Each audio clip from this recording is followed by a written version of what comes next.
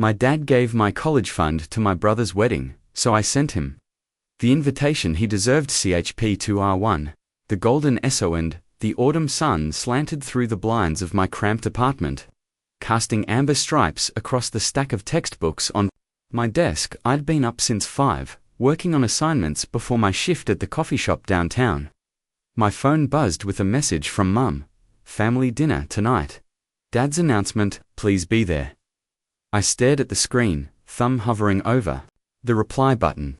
Family dinners at the Walker household were never just dinners, they were performances, with my brother Jake as the headliner and me as the stagehand who kept things running smoothly in the background.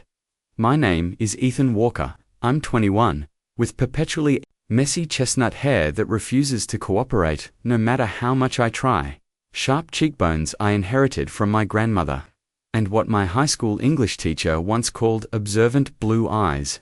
I notice things, like how my father's smile reaches his eyes when Jake walks into a room, and how it stops at his lips when I do. I texted back, I'll be there. The familiar weight of obligation settled over me as I grabbed my backpack and headed out. I'd learned long ago that being the quiet son meant living life on mute speak when spoken to, not at the right moments, and never ever upstaged the golden child. The Walker family home stood proud in a tree-lined suburb of Boston, colonial-style house with perfect landscaping and a porch swing that no one ever used. I parked my beat-up Honda Civic behind Jake's gleaming BMW and took a deep breath before heading inside. Ethan, my mother, Mary Ann, rushed forward to embrace me. She smelled like vanilla and worry, her slim frame wrapped in a cardigan despite the warmth of the house. At 52, she was still beautiful, though the lines around her eyes had deepened over the years. I'm so glad you made it. Wouldn't miss it, Mum, I said. The lie so practiced, it felt like truth. The living room was already full. Jake and his fiancée, Sophia, sat on the leather couch like royalty holding court. My father, Robert Walker, stood by the fireplace, tumbler of whiskey in hand, his silver hair perfectly styled, his posture ramrod straight, the successful businessman to the core. Ethan, he acknowledged with a nod. You're late. I checked my watch. Actually, I'm 5 minutes early. He made a dismissive gesture and turned to Jake. So, as I was saying about the Richardson account, I slipped past them into the kitchen, where my mother was arranging appetizers on a silver platter. Need help? I asked, already reaching for plates.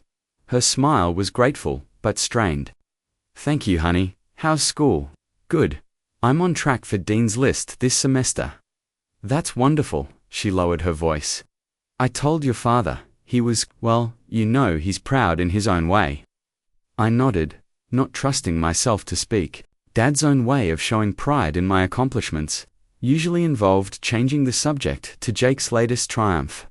We carried the food out together, and I settled into my usual chair, the one slightly outside the circle. The perfect vantage point to observe without being observed. Jake dominated the conversation, his charismatic laugh filling the room as he regaled everyone with stories from his job at Dad's investment firm. At 28, he was the spitting image of our tall, broad-shouldered, with perfect teeth and confidence that bordered on arrogance. Sophia, his fiancée, gazed adoringly at him, her diamond engagement ring catching the light with every gesture. Dad said, clinking his glass to get everyone's attention once dinner was served. I have an announcement to make. He stood, raising his glass. As you all know, Jake and Sophia are getting married in June, and I want it to be the event of the season. Jake beamed, while Sophia clapped her perfectly manicured hands together. That's why, Dad continued, I've decided to give them a proper send-off. I'm covering the entire wedding venue, catering, honeymoon, all of it. The Waldorf Astoria, top to bottom, only the best for my son. My fork froze halfway to my mouth. The Waldorf, that would cost, ... Robert, that's so generous. Sophia's mother gushed, but it's too much. Nonsense. Dad waved her off. We've been saving for years. Family first, right? Family first. The words echoed in my head as my stomach nodded. For years, I'd worked part-time jobs, applied for scholarships, and pinched pennies. All with the understanding that the college fund my grandparents started would cover what I couldn't. Next year's tuition for my master's program was looming, and I'd been counting on that money. "Dad," I said quietly, "can I talk to you for a minute?" He looked annoyed at the interruption but nodded. We stepped into his study, the room that had always been off limits when I was a child. Unless I was being reprimanded for something. "What is it, Ethan? We have guests."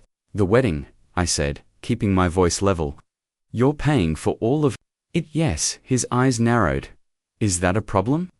"What about my college fund, for my master's program?" A flicker of something guilt annoyance crossed his face before it hardened. "Your brother is getting married.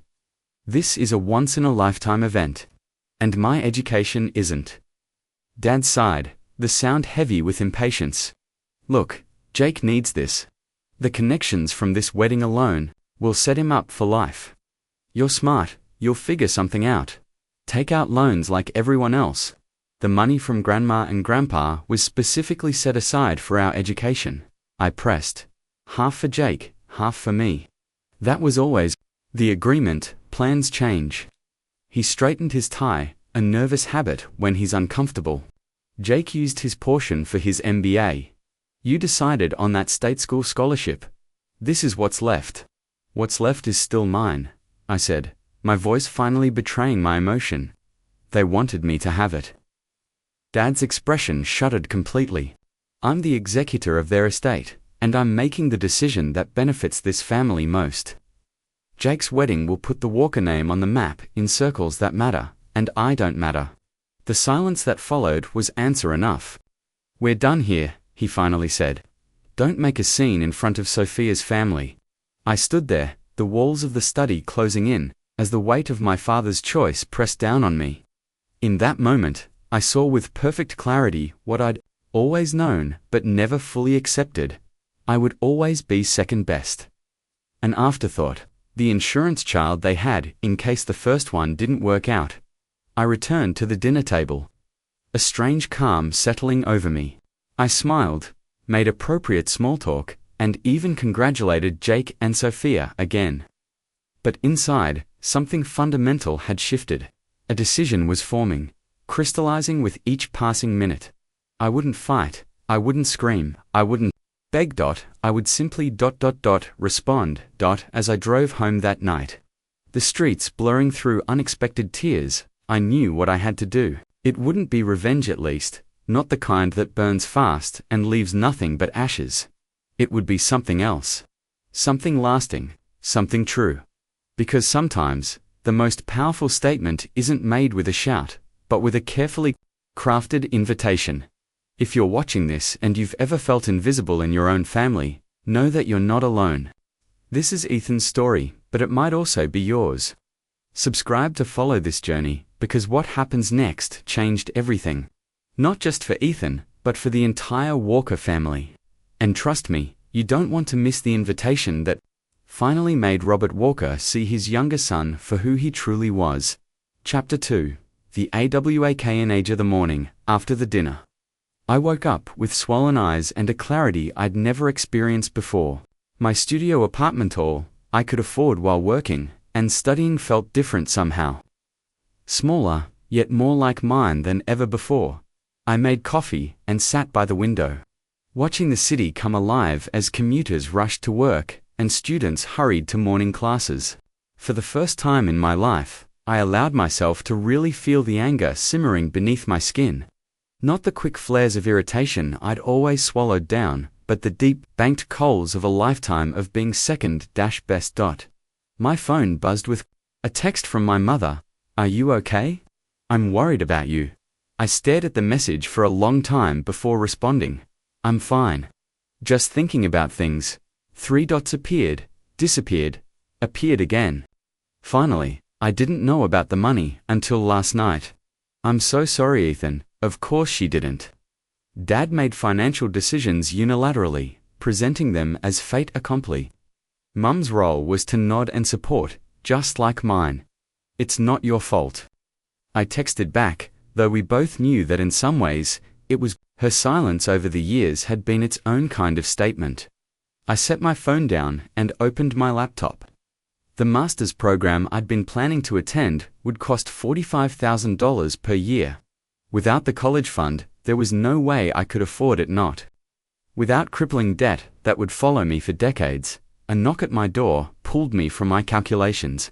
I opened it to find Lisa Chen, my next-door neighbor, and perhaps the closest thing I had to a real friend. At 24, she was a graphic design student with a perpetual paint smudge somewhere on her person and a no-nonsense attitude I'd come to appreciate. "You look like hell," she said, by way of greeting, thrusting a paper bag into my hands. "Brought you a bagel. The good kind, with everything." I stepped aside to let her in. "Thanks. Rough night." Lisa kicked off her shoes and made herself at home. On my futon, family dinner. "How'd you guess? You have the I've been walker-ed face." She pulled her legs up underneath her. "What happened this time?" I sat across from her and told her everything: the wedding announcement, the college fund, my father's dismissal. As I spoke, Lisa's expression darkened, her dark eyes flashing with an anger I couldn't quite muster myself. "That's beyond playing favorites," she said when I finished. That's theft, Ethan. It's your money. Your grandparents left it for you." I shrugged, picking at the bagel without eating it. "According to Dad, it's his to distribute as he sees fit. And your mum just stood there, said nothing. You know how it is. Dad decides, everyone falls in line." I sighed. "It's always been that way." Lisa leaned forward, her gaze intense. "So, what are you going to do about it?" "Do? Yes, do. You're not actually going to just accept this, are you?" I hadn't thought that far ahead. The Walker family protocol was clear. Absorb the hurt, maintain the peace, preserve the appearance of the perfect family. "I don't know," I admitted. "What can I do? Fighting Dad is like fighting a brick wall. He never changes his mind." Lisa's eyes narrowed thoughtfully. "Maybe the goal isn't to change his mind. Maybe it's to change yours." "What does that mean?" "It means," she said, reaching for my laptop, "that it's time you stopped playing by Robert Walker's rules. Let's look at other graduate programs. Ones with better financial aid. Or maybe ... double quotes." She paused, considering. "Maybe it's time you thought about what you really want, not what your family expects."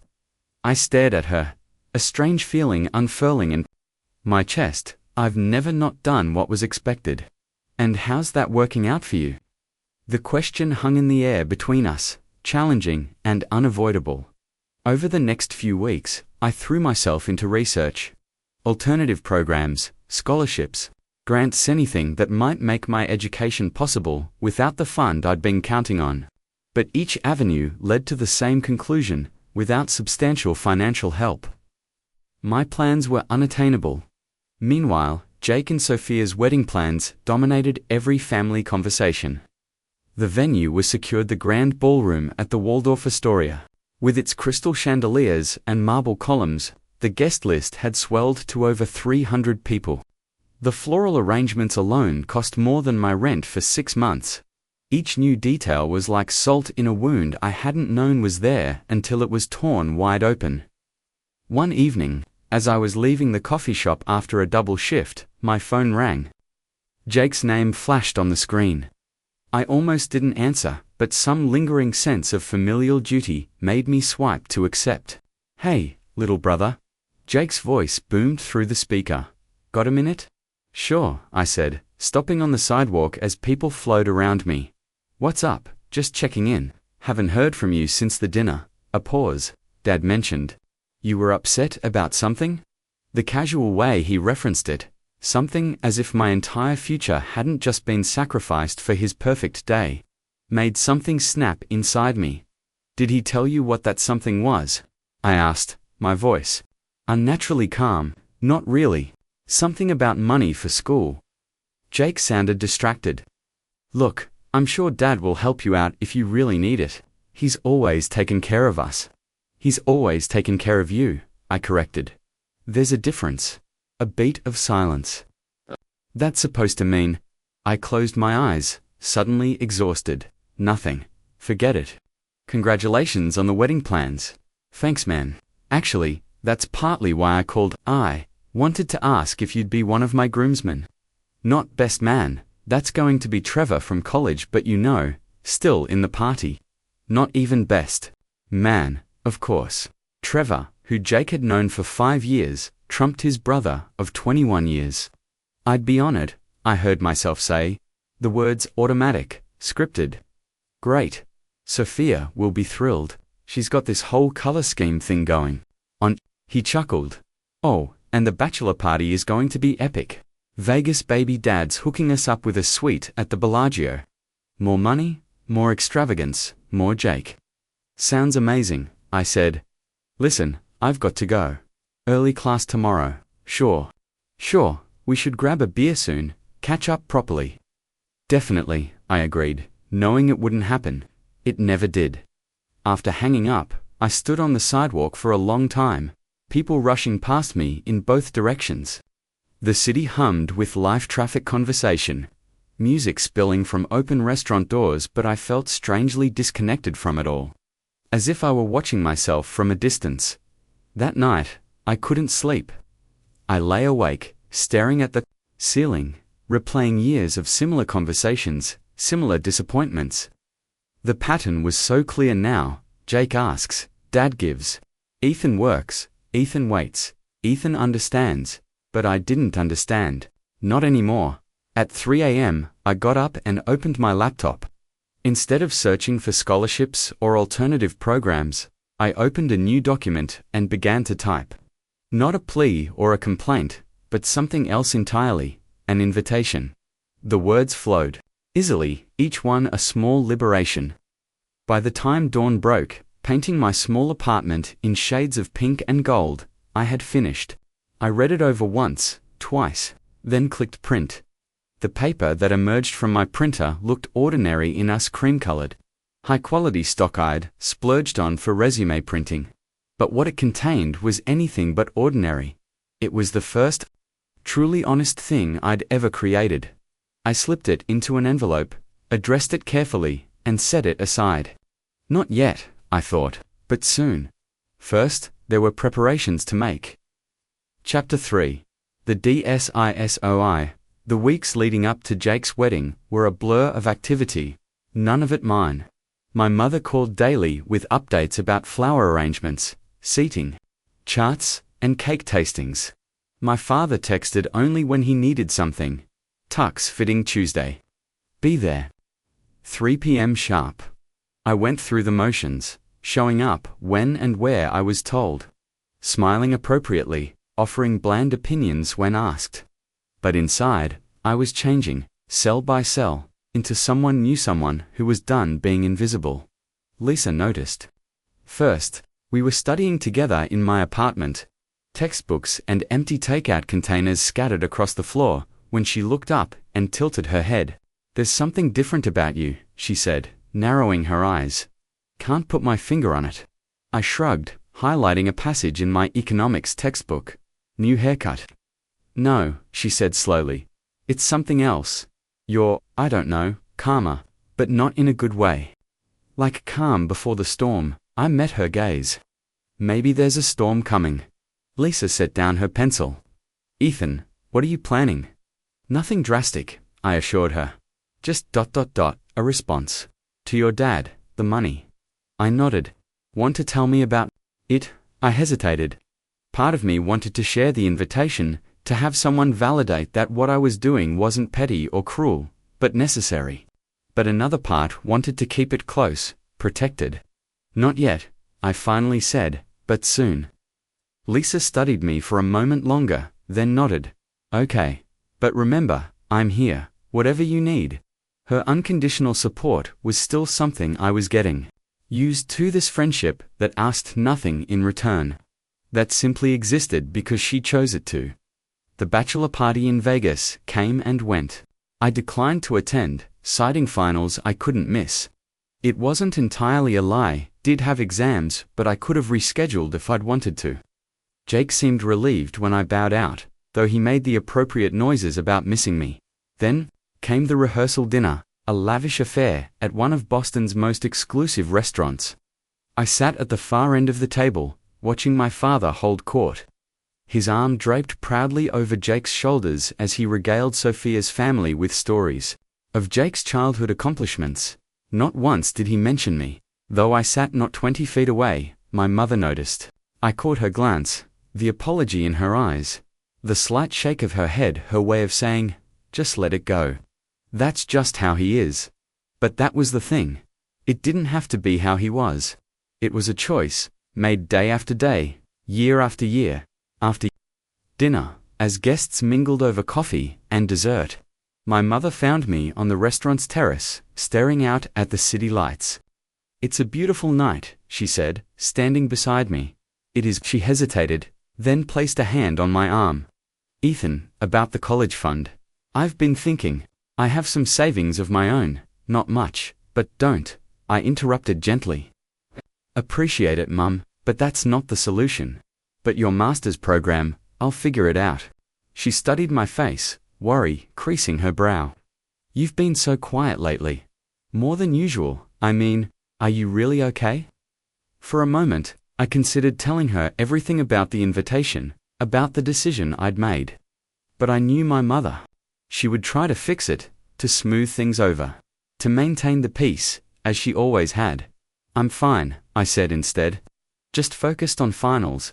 She didn't believe I could tell, but she didn't press. Instead, she squeezed my arm and said, "I'm proud of you, you know? For how you've handled all this.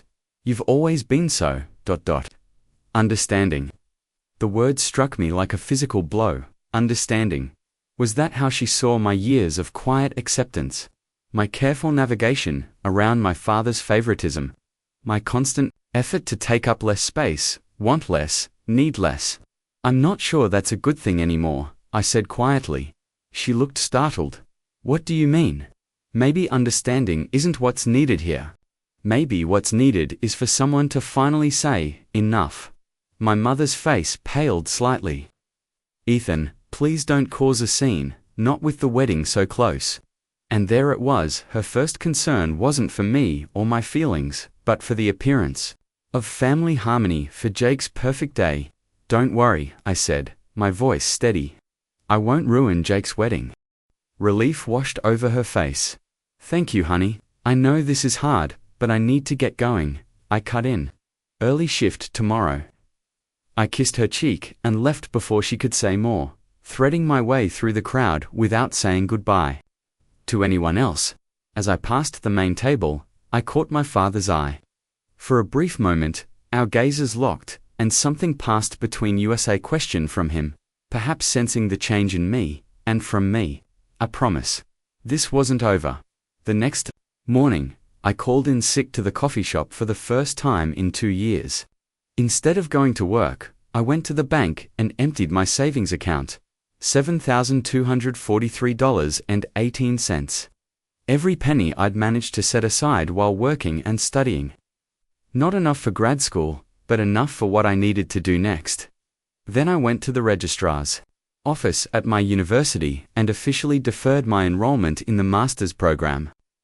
The clerk looked surprised. My grades were excellent. My professors had written glowing recognitions. "Is everything okay, Mr. Walker?" she asked, concern evident in her voice. "Everything's fine," I assured her. "Just taking some time to reassess." Next, I visited my academic advisor, Professor Martinez, who had been championing my graduate school applications for months. "Deferring," he repeated, when I told him, "But why?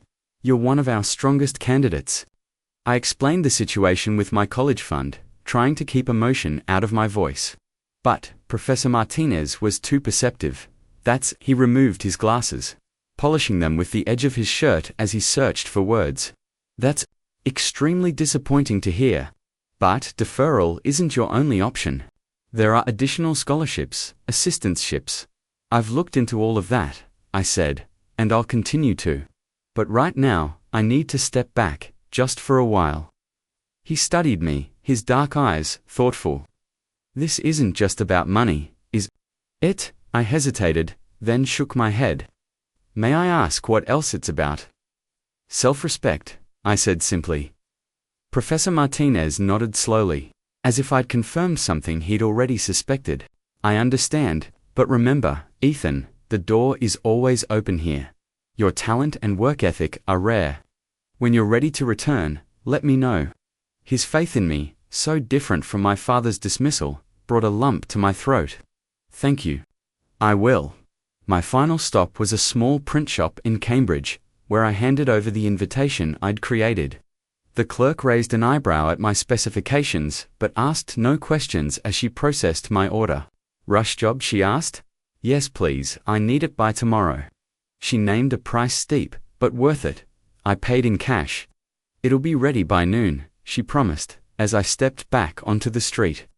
A weight I hadn't known I was carrying seemed to lift from my shoulders. For the first time in my life, I was charting my own course, making decisions based not on what would please others or cause the least disruption, but on what I needed. It was terrifying and exhilarating. That night, I called Lisa and asked if she could come over. When she arrived, I handed her a glass of cheap wine and gestured for her to sit. So, I said, taking a deep breath, I want to show you something. I took out a copy of the invitation and handed it to her. As she read, her expression changed from curiosity to shock to something like admiration. Ethan, she breathed when she finished. This is... Are you sure about this? I've never been more sure of anything. It's going to change everything. You know that, right? I nodded. That's the point. Lisa set the invitation down carefully, as if it might burn her fingers.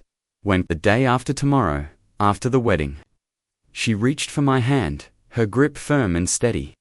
Whatever happens, I've got your back. And for the first time, I truly believed that someone did.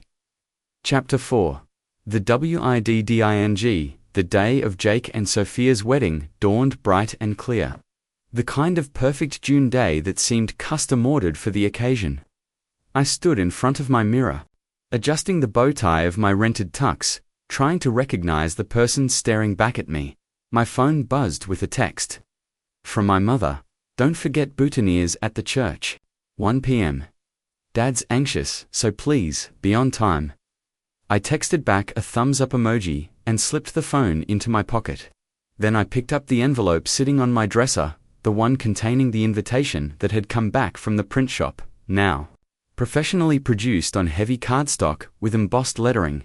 For a moment, I hesitated. Was I really going to go through with this? Would it change anything? Or just confirm what I already knew, that I would never be a priority in my father's eyes? But then I remembered his dismissive words in his study, the casual way he'd discarded my future for Jake's perfect day, the years of small cuts that had finally bled into one undeniable truth. In the Walker family hierarchy, I would always be at the bottom.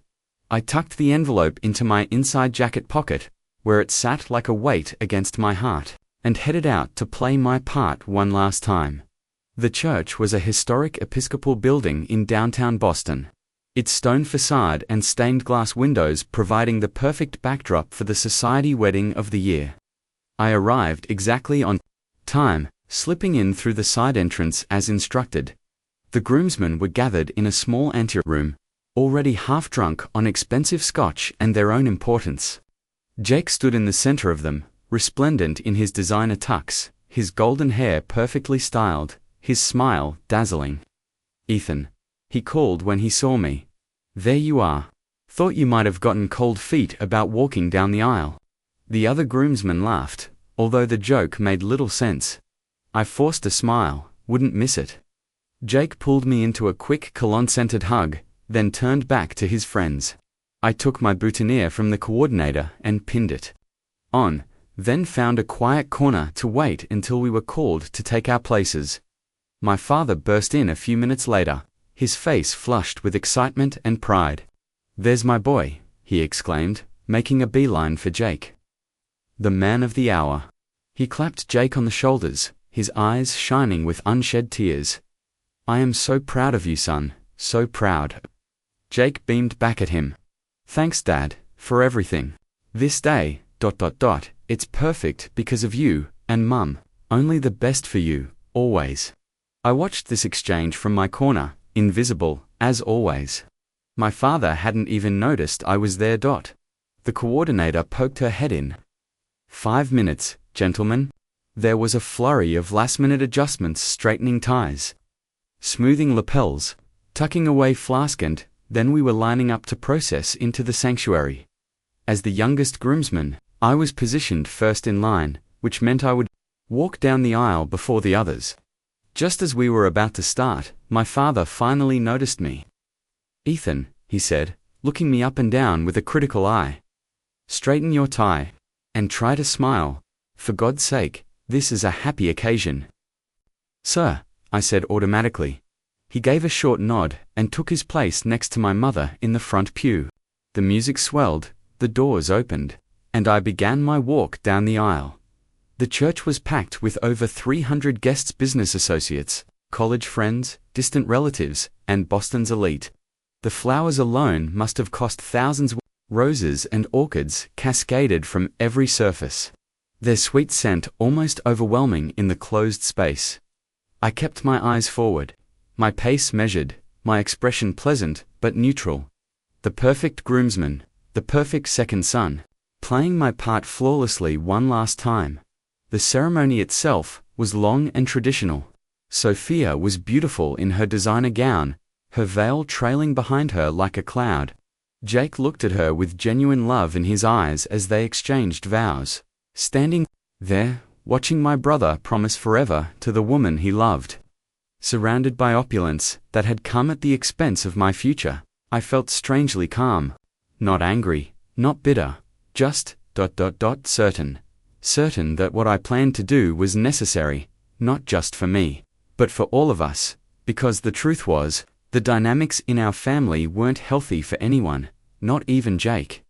Being the golden child came with its own burdens, impossible expectations, conditional love, the pressure to always shine brightest.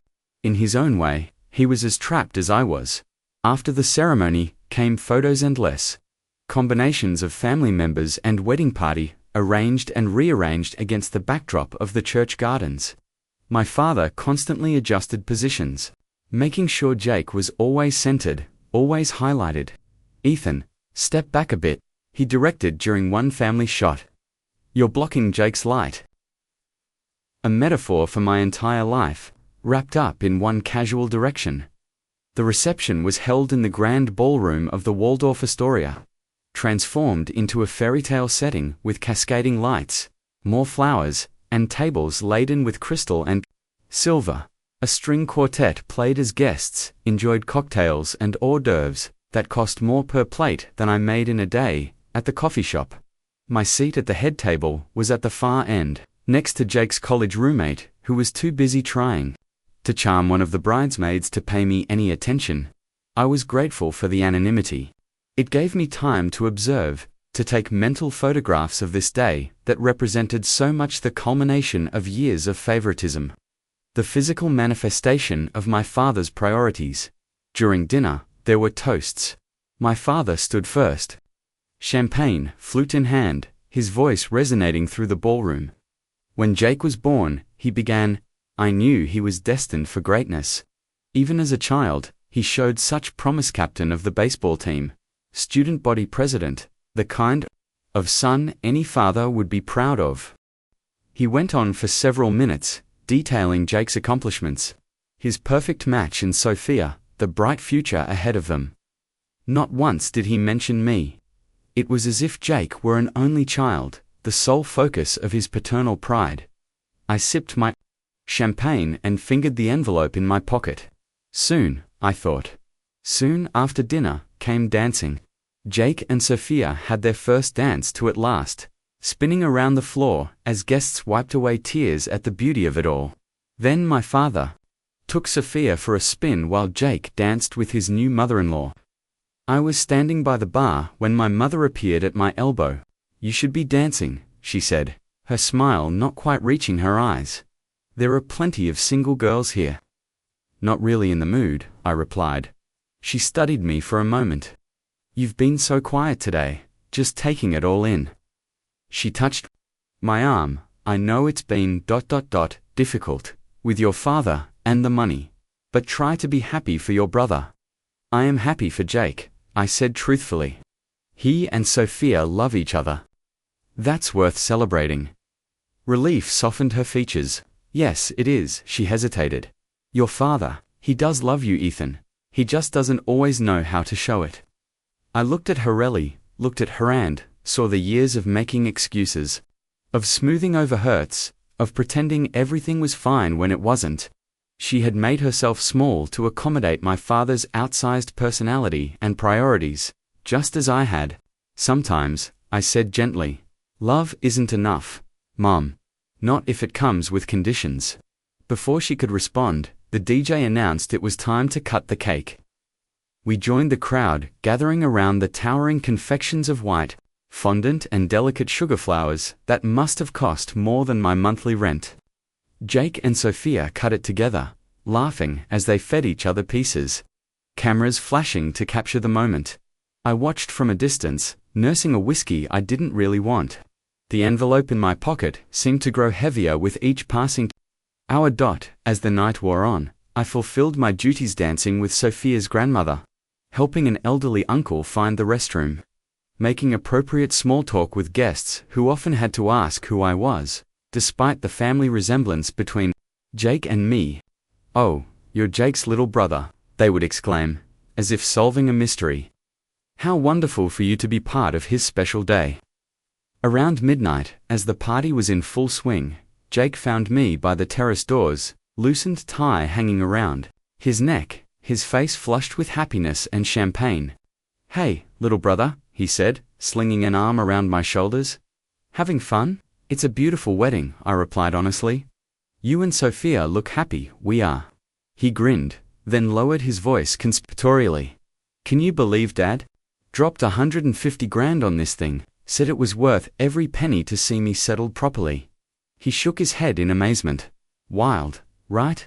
$150,000. More than 3 times what my master's program would have cost.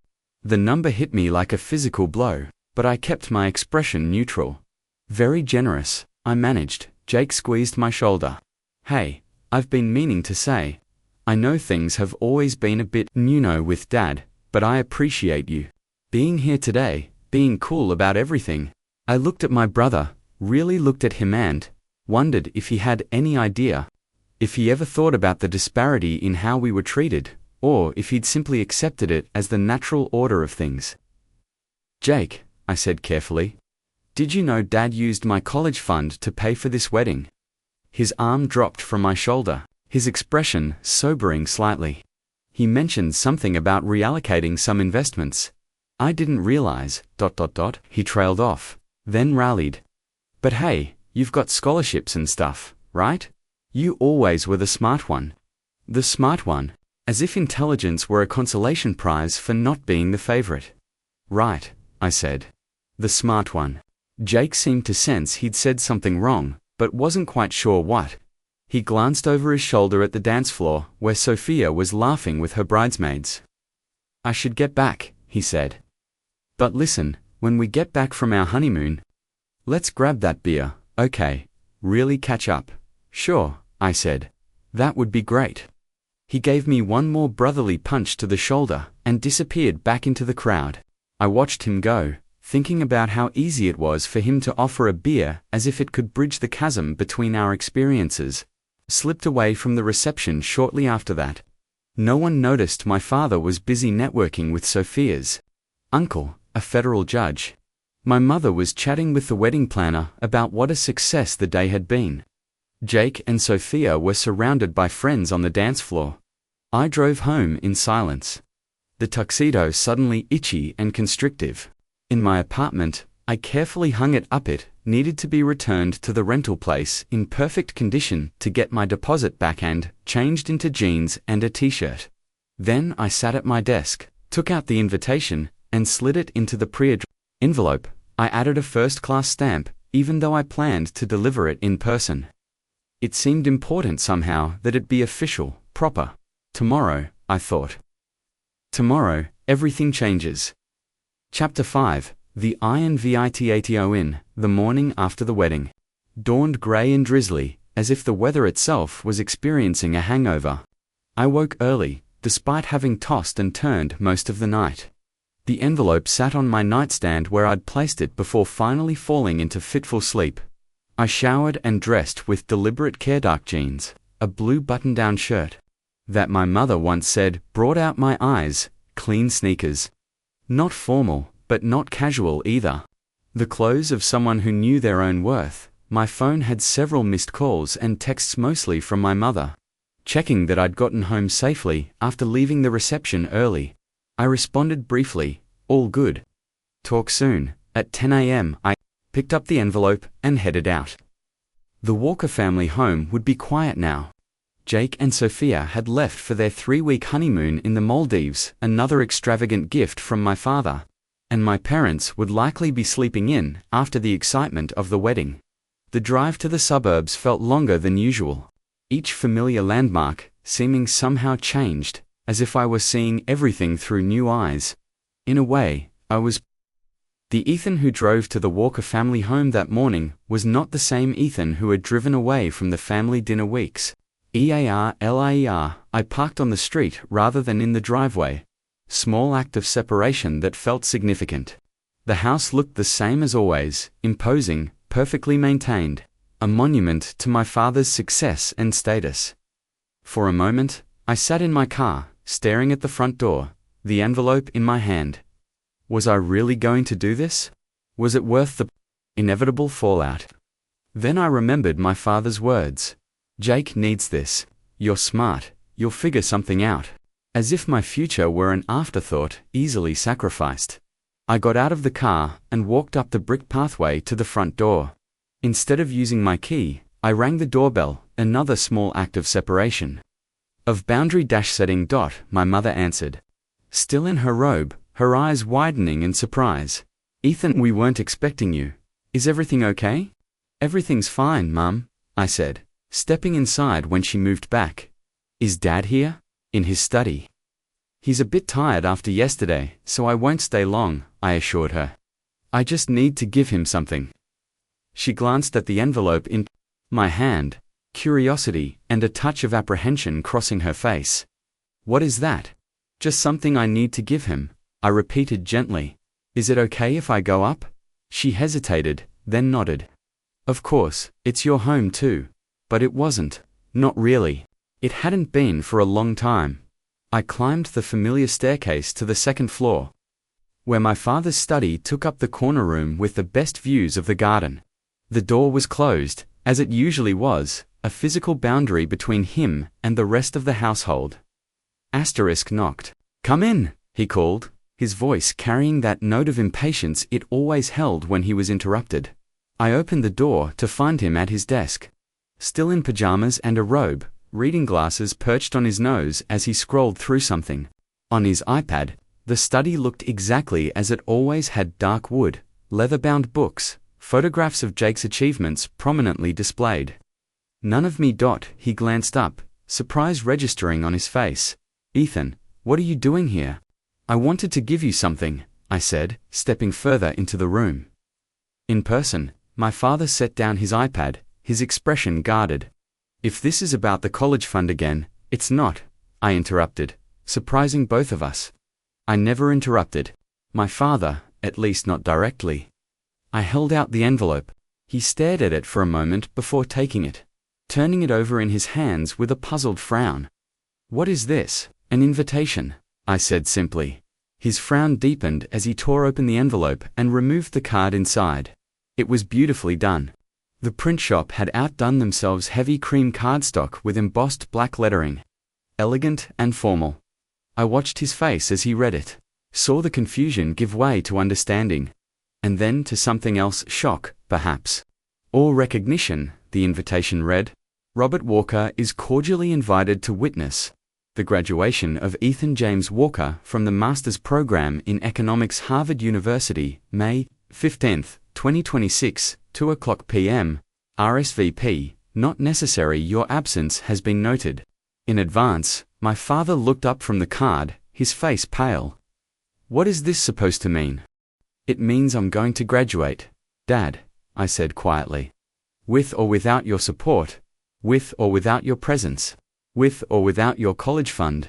How Harvard is expensive. Yes, but as you said, I'm smart. I'll figure it out. I kept my voice level, free from the bitterness that had threatened to overwhelm me for weeks. I've been accepted with a partial scholarship. I'll be working 2 jobs and taking out loans for the rest. He stared at me, the invitation still in his hands. Why are you giving me this now? The graduation is almost a year away. Because I wanted you to know what your choice cost me, and what it didn't. I took a deep breath. You chose Jake's wedding. Over my education. That was your right, as you pointed out. But my future is my right. And I'm choosing it, even if you won't. My father's jaw tightened. This is childish, Ethan. A tantrum because you didn't get your way. No, I said, surprised by the calm in my voice. This is growth.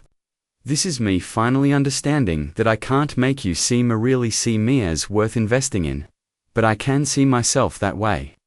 Something flickered in his eyes, discomfort, perhaps, or the first inkling that he had miscalculated, that I wasn't going to simply accept his decision and fall in line, as I always had before. You think I don't see you? He asked, an edge to his voice. I think you see what you expect to see, I replied. The quiet son. The one who doesn't make waves. The one who doesn't need as much because he asks for less. I gestured to the invitation. Keep it. Come or don't come, next May. That's up to you. But I won't be at Sunday dinners anymore, making small talk while you talk over me about Jake's latest accomplishments. I won't be the understanding son who accepts scraps of attention and tells himself it's enough. My father stood, the invitation still clutched in his hand. Where is this coming from? Is this really about money? Or, it was never just about money, I said. The money was just the clearest expression of what I've always known but never admitted. In your eyes, I will always be less important than Jake. Less worthy of investment. Less worthy of celebration. I paused. Less worthy of love. The word hung in the air between us, heavy with years of unspoken hurt. My father's face reddened. That's not true. I love both my sons. Differently, I finished for him. You love us differently. And that's your right. But it's my right to stop accepting it as normal or okay. I turned to leave, feeling lighter than I had in years, despite the tension crackling in the room. Ethan, my father called, his voice holding a note I'd never heard before. Uncertainty, perhaps. Wait. I paused at the door, but didn't turn around. What do you want from me? He asked. It was the first time he'd ever asked me that question. The first time he'd acknowledged that I might want something beyond what he chose to give. Nothing, I said honestly. Not anymore, and I walked out, closing the door quietly behind me. My mother was waiting at the bottom of the stairs, anxiety written across her face. What happened? I heard raised voices. I gave Dad an invitation, I said, continuing past her toward the front door. To my graduation next year. But that's wonderful, she said, confusion evident in her voice. Harvard, you said. When did this happen? Recently, I replied, my hand on the doorknob. I'll tell you about it sometime, Mum, but not today. Her eyes filled with tears. Ethan, please.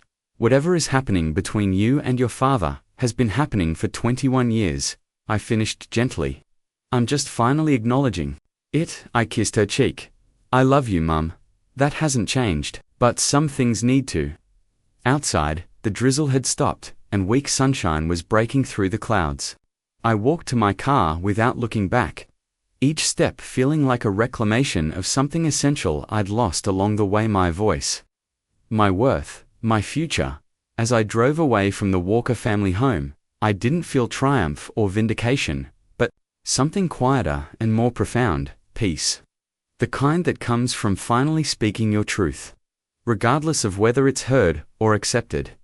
I had no idea what would happen next, whether my father would reflect on his choices, whether our relationship could ever be repaired, whether I'd made things better or worse. But for the first time in my life, I wasn't making decisions based on what would please him or maintain family harmony. I was choosing myself. Back in my apartment, I found Lisa waiting on my doorstep, 2 coffee cups in hand. "Thought you might need this," she said, holding one out to me. "How did you know I'd be back now?" She shrugged. "Just a feeling." "So did you do it?" I nodded, taking the coffee gratefully. "I did, and now we wait," I said. "I have a lot of work to do before May." Lisa smiled, linking her arm through mine as we headed inside. "Not alone, you don't, and that, perhaps, was the most important lesson of all, that standing up for yourself doesn't mean standing alone. That finding your voice can lead to finding your people. That sometimes, the family you're born into isn't the only family you get." 6 days later, an envelope arrived in my mailbox. Inside was a check for $45,000 and a note in my father's handwriting. "For your first year, we'll talk about the rest." Graduation coordinates received. It wasn't an apology.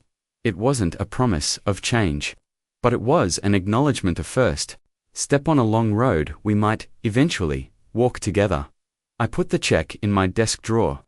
I hadn't sent the invitation to get the money back. I'd sent it to claim my worth, to break a pattern that had defined my life for too long. Whether the first cashed it or not would be my choice, and for the first time, that felt like enough. If this story resonated with you, maybe you've felt invisible in your own family, or struggled to claim your worth in relationships where you were always expected to give more than you received. Remember Ethan's journey, how he found his voice, set boundaries, and chose himself without burning bridges or seeking revenge. These stories matter because they remind us that our worth isn't determined by others' ability to see it. If you want more stories like this one about finding your voice, claiming your space, and transforming relationships that no longer serve, you subscribe to this channel. Because everyone deserves to be seen, valued, and loved for exactly who they are. Thank you for watching Ethan's journey, and I hope you'll join us for the next chapter in someone else's story of courage and transformation.